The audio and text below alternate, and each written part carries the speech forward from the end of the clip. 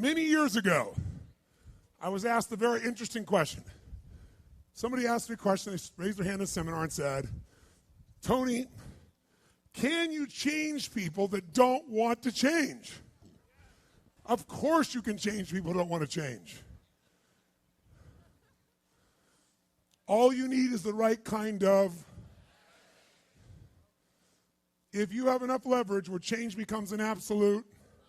Now for some people, leverage is not even the threat of their own life. Some people would rather die than have you tell them what to do. And so that's not the leverage. The leverage for them might be something for their children. Leverage for them might be spiritual growth.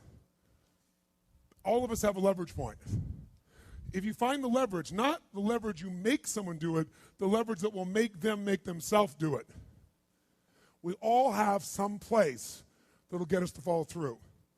Now, if you get enough leverage and if you interrupt the pattern enough, how many of you ever had a pattern when you were a kid and you had like some obnoxious uncle or something and you were trying to be upset and they'd come like rub your damn head or some dish, make you crazy, and you couldn't stay upset because they kept doing this to you? How many had this happen? Say aye. If you have enough leverage and you break someone's pattern enough times, a new pattern will show up. If you're conscious, you can create the new pattern. So the answer is yes. Now then the question would be, Tony, if all it takes is leverage, then why don't most people change? And I had a lot of answers for that, but that night, I'm a night person. That night, I'm wired up after a seminar.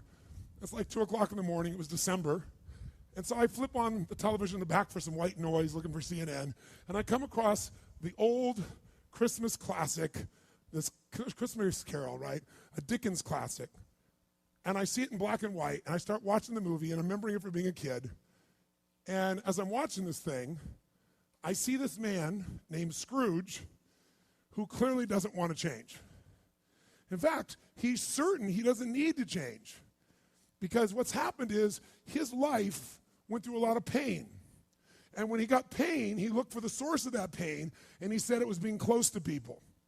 So we decided is people equals pain. Remember the red squares we talked about? So now he wants to avoid people, and he's mean to people. Now, he's also very wealthy financially. He makes up this belief that because I'm mean and tough with people, I'm rich. The truth is he's financially rich. If you watch the movie, you read the story, when everybody else is gone, who's still working? He is.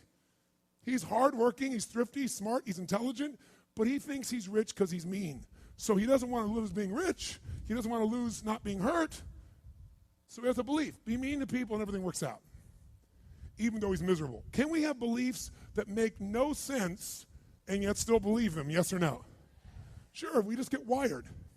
So I'm watching this guy. Now, the only way people change is if they associate either enough what? Pain, so they have to change, or they associate changing will equal enough what? And ideally, if you get both, you'll change. If you get, every moment I do this, the pain's getting more and more intense, there's a point where you must change. And if I change, I get all this pleasure, you're going to want to change. How many follow? But what equals pain and what equals pleasure is what you associate in your nervous system. So what happens is, the only way you create change is changing what you link pain and what you link pleasure to in your nervous system, not just in your head, in your gut. That's what controls you. Lots of times in your head, you know what you should do, but your gut takes over. Your fear or your greed or your desire or your comfort or whatever. Who knows what I'm talking about here? Say aye. But watch this.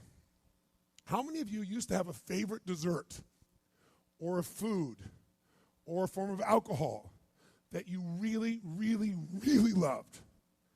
And then one night you had an experience like never before, where something happened, where this food or this drink or this alcohol that you love so much, it went down, but it kept coming back up at a level of intensity and with enough aroma and pain and association that to this day, it takes no willpower just to think of that alcohol or think of the smell of that food or look at it makes you appalled, makes you repelled.